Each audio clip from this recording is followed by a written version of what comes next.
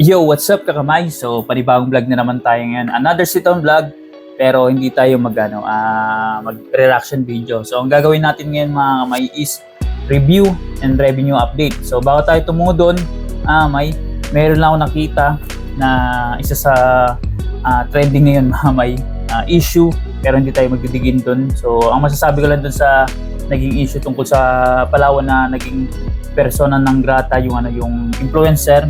So, sa lahat mga content creators na kasama natin, small YouTuber ka man, big time YouTuber, advice ko lang or sinasuggest ko lang na kahit saan kayo po tumungo ng na lugar or area, mag-travel man kayo, may gagawin kayong mga activities, just make sure na lagi niyong babaunin yung pasensya at pagpapakumbaba sa kapwa. So lalo na hindi kayo or tayo taga ron. So kumbaga pasensya, tapos yung emotions medyo control natin at pagganahin natin ang isip para makapag-isip tayo ng maayos. So anyways mga kamay, yan lang po at tutungon tayo sa main vlog.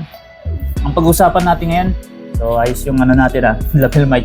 Pag-uusapan natin ngayon mga kamay yung pinaka ang malalakas dito sa Sword family. So magba-back to 1 tayo, 0.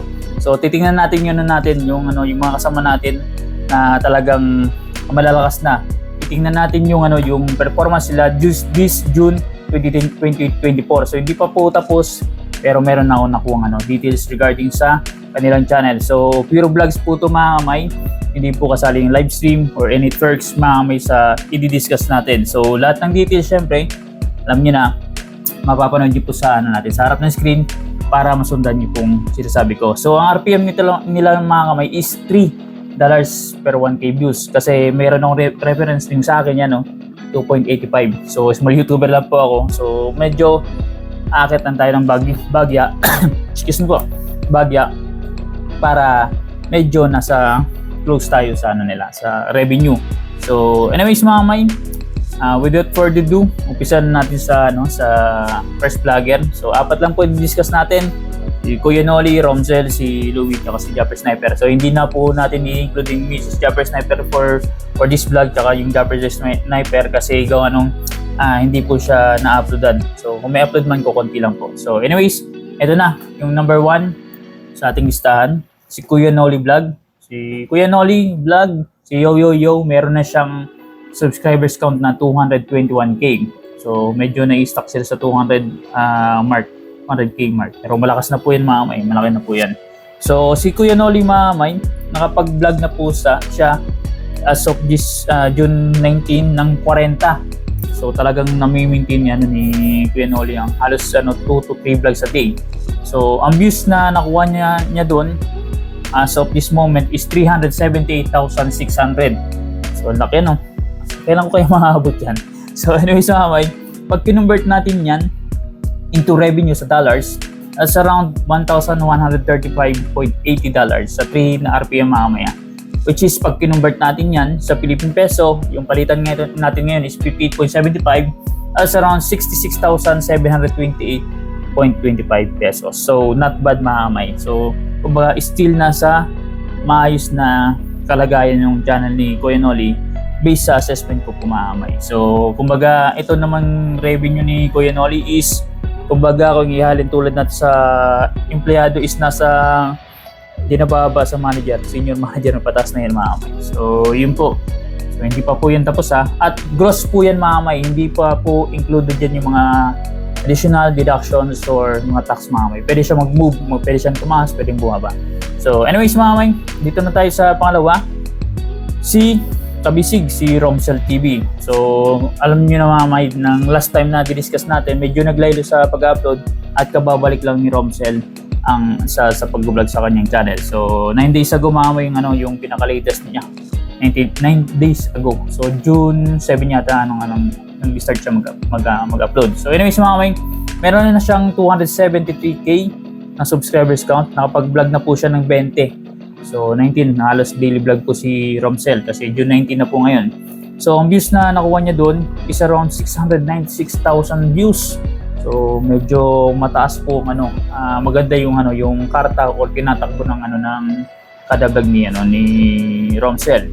So anyways, pag kinonvert natin yan sa revenue, that's around $2,088, which is pag convert natin yan sa Philippine peso, that's around 6 digit, 122,670 pesos.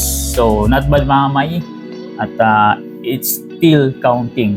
Tumatas pa po yan mga may. At hindi pa po dyan included yung earnings na nakukuha ni Romsel when it comes sa Facebook or any social media account kung saan siya nag-upload. So ito pure YouTube lang po ito mga may. So yun, that's it mga may. At syempre, tutungo na tayo sa pangatlo. Si kapanalig, si Louie TV. So, si Louie TV mga may, meron siyang 249k na subscribers count. So, konting roll na lang mga may, 250 na po siya. So, sa mga hindi pa nakasubscribe kay Louie, yan. Pindutin nyo na subscribe button. So, anyways mga may, nakapag-vlog po siya ng 12. As of this moment, June 19. Ang views na nakuha niya doon is 311,000 views. Which is pag kinonvert natin yan sa revenue into dollars, that's around $933. Pag sa Philippine peso naman, that's around 54,813.75 pesos. So, not bad din mga may. Kumbaga, kung sa akin, katanggap-tanggap na yan, sobra. In-aim ko lang, maka 100 and up, mas maganda, 100, 200, mga ganun. So, anyways mga may, we're getting there. So, darating din tayo sa punto na baka ma-achieve natin to. So, anyways mga may, maganda yung kahit na medyo slow pace yung pag-upload ni Louie, may mga remarkable na vlog naman na maganda yung views ni Louie.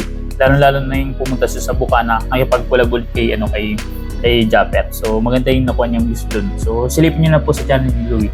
So anyways, yun na po yung performance si Louie as of this moment. At tutungo na tayo sa number 1. Naubo ako mga kamay Baubungan na isa. Excuse me po. So anyways mga may, si Japper Sniper Official. So meron na siyang subscribers count na 990k. So 10,000 followers na lang or subscribers na lang mga may. 1M na po siya. Hopefully nasa na tayo, kalagitnaan na. So 6 months na natitira. Hopefully ma-hit niya na po yung 1M. At sana baka matuloy yung pagparapol niya ng motor. So abangan na lang po natin mga may. So anyways, ang vlog niyo po this June 19 is naka 21 vlogs na po siya or uploads.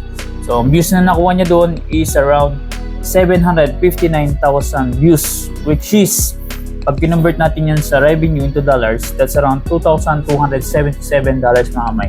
Pag kinonvert naman natin yan sa Philippine peso, that's around 6 digit mga may, 133,773.75 pesos. So not bad mga may. Sabi ko nga sa inyo, medyo mababa man yung kay Japper.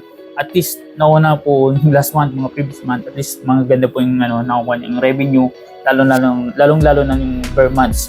So anyways mga may, siguro hindi pa yung naghahapit. At alam niyo naman po na yung sahod na yan ni Japper, pag kinonvert mo yan or kinompare nyo yan mga may sa pagiging driver, sobrang layo po.